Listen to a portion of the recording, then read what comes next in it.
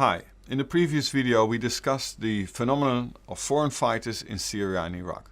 Who are these people and why did they go? Well, in this video we will look into the groups that these people joined. Well, there are many different groups, some of which are only active in Syria, some are only active in Iraq, and one of them, the so-called Islamic State, is active in both. Well, it's very hard to give exact figures about the number of people fighting there. In Syria alone, it is estimated that there are hundreds of thousands of people fighting. Fighting the Assad regime, also fighting each other. And there are thousands of foreign fighters among them. So where did these foreign fighters go to? What groups did they join? The three most noteworthy groups when we speak about Syria and Iraq are the Free Syrian Army, Jabbar Fattah ElSham, that was formerly known as Jabhat al-Nusra, and the so-called Islamic State. Let's start with the Free Syrian Army. It was founded in 2011 by officers and soldiers that defected from the army of the regime of Assad. It has a relatively secular outlook and it has a lot of international support. Some governments have said that Assad is not the representative of Syria anymore and said the opposition is the legitimate representative of the Syrian people. And the Free Syrian Army is its army, its military wing. Well, again, it has support from a number of countries, but not all countries. Not Russia, not China or Iran. And the goal of the Free Syrian Army is, like all the other opposition groups, to bring down the regime. Its members are mostly Sunni Arabs, but also it has a lot of other supporters, a lot of other ethnic and other religious groups among its ranks. Well, the problem is that it has been, at least for a long time, badly organized and badly supplied. There's a lot of internal division, and therefore it's never been a very effective fighting force. And that's the reason why it lost a lot of support. Many defected to Islamist or jihadist groups like Jabhat Fattah ElSham and Islamic State. Let us now look at Jabhat Fattah ElSham. The group used to be known as Jabhat al-Nusra. Now it has called itself the Front for the Conquest of the Levant. The group was founded in 2012 as part of Al-Qaeda in Iraq.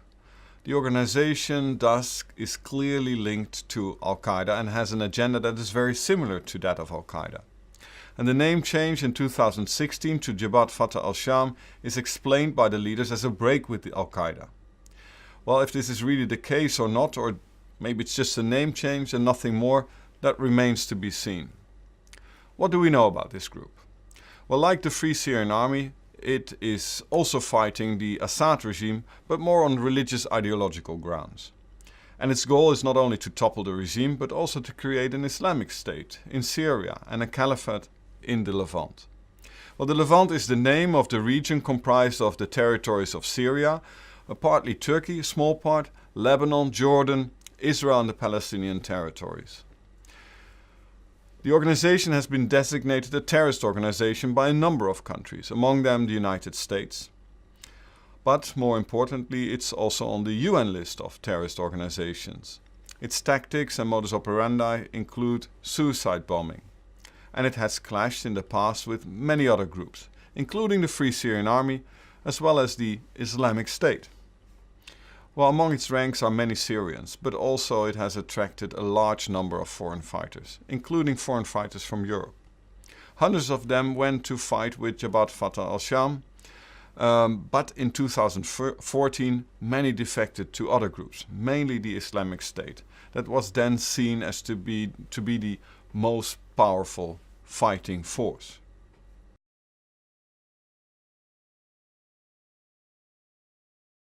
The Islamic State has also seen many name changes. Islamic State of Iraq, Islamic State of Iraq and the Levant, Islamic State of Iraq and Syria, many names, and now simply Islamic State.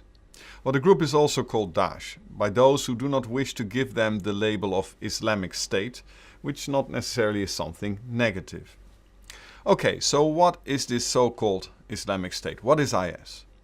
That's a difficult to answer question. It's an insurgent group, it's a rebel group, it's a terrorist group. It is on the UN list of designated terrorist organizations. But it's much more. In many ways it's also a pseudo-state, controlling large parts of territories of Syria and Iraq, which they conquered in the summer of 2014. It runs bakeries, schools, hospitals, organizes all kinds of public facilities. So it's got many different phases. It's composed of foreign fighters and many local fighters, rebels that resist the central government either in Damascus or in Baghdad. So it's a network of organizations with sometimes different agendas, all under the same name, Islamic State, all under the same black banner. And if we add to that, for instance, their outreach through propaganda, which is very professional, we can also see that it has supporters from all over the world, from Australia to the Netherlands and from Morocco to Chechnya. And in that sense, it is also a social movement, perhaps even a revolutionary movement. So it's got many different features, many different ways you could define it. And that makes it very difficult to actually say what IS is. But this confusion is perhaps part of it, part of the strength of IS. Very difficult to describe. Much clearer to describe is its leader, Abu Bakr al-Baghdadi, who managed to merge several groups into this militant group. And he tried to merge this group even with Jabhat al-Nusra, which we discussed earlier. He tried to do that in 2013. But that was rejected by Jabhat al-Nusra, but also by Al-Qaeda itself. The Al-Qaeda leadership, al-Zawahiri, rejected IS as an Al-Qaeda affiliate. Well, its goal is to establish an Islamic caliphate, which it did in June 2014. And its goal is not only fighting the Assad regime, but also that in Baghdad, and also fighting other opposition forces. And the opponents are almost everyone who disagrees with them. In 2015 and 16, the group was increasingly pushed back, and it has lost a lot of parts of their territory and the control also over important cities. So what is happening within the territories that IS still controls? In the territories that IS has conquered, we've seen lots of atrocities, lots of killings, beheadings of local groups, of American journalists, aid workers, many different people. IS has become well known for its brutality. It's at the same time a very effective fighting force, fighting Kurds, other groups, and was able to conquer a lot of territories in 2014, partly because of its violence, its brutality. And this has made IS the most dangerous and most infamous non-state actor of our time. It's bigger than Al-Qaeda ever was. Al-Qaeda, who used to see itself as the #1 Islamist jihadist movement or organization in the world. Many would say it's not Al-Qaeda anymore, it is IS. And of course IS is an enormous challenge not only to Al-Qaeda but also to the countries in the region, to neighboring countries and to countries that support these countries in the region like the United States. Well, countries that are very active to fight IS include Saudi Arabia, Jordan, United Arab Emirates, etc. Together with the US, European countries, Australia, they have formed a coalition that is actually fighting IS from the air since September 2014.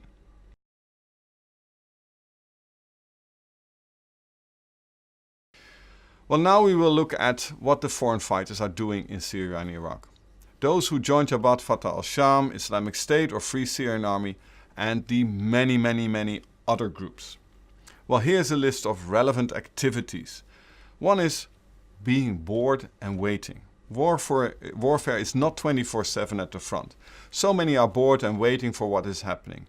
Many have been involved in training, sometimes very basic training, sometimes more sophisticated training, and they're involved in guard duties and help behind the front lines. Well, and of course, there is the fighting. Fighting with sniper rifles, all kinds of weapons, heavy weapons, Kalashnikovs, anti-tank rockets, etc. And unfortunately, there's also many that are involved in war crimes. And some even go as far as to be part of suicide attacks. Well, that's the warfare part. Propaganda, also a very important role. Many of the foreign fighters are very active on social media, trying to recruit others or to make sure that people donate money for the fighting. So propaganda is an important element as well, a very important role for foreign fighters. And what about helping people, providing humanitarian aid? Of course, back home. When they are questioned by the authorities, if they return, they say, I went there to provide humanitarian assistance. And it should be stressed that some do and some maybe had this intention, but many do so next to the fighting and some only do the fighting. To sum up, we looked at three groups that have attracted many foreign fighters from Europe and other places: the Free Syrian Army, Jabhat Fattah ElSham and Islamic State. And we have seen that they have different agendas and some are more radical than others. We have seen that many foreign fighters went from one organization to the other and ended up in the more radical ones, Jabhat Fattah ElSham and especially Islamic State. These more radical or extremist organizations have a wider agenda, not only to topple the regime of Assad, but have other goals as well. To establish an Islamic State or even a caliphate in the region or beyond the region. In the next video we will look at foreign fighters as a threat. Are they a threat? Yes or no? And to whom do they pose a threat?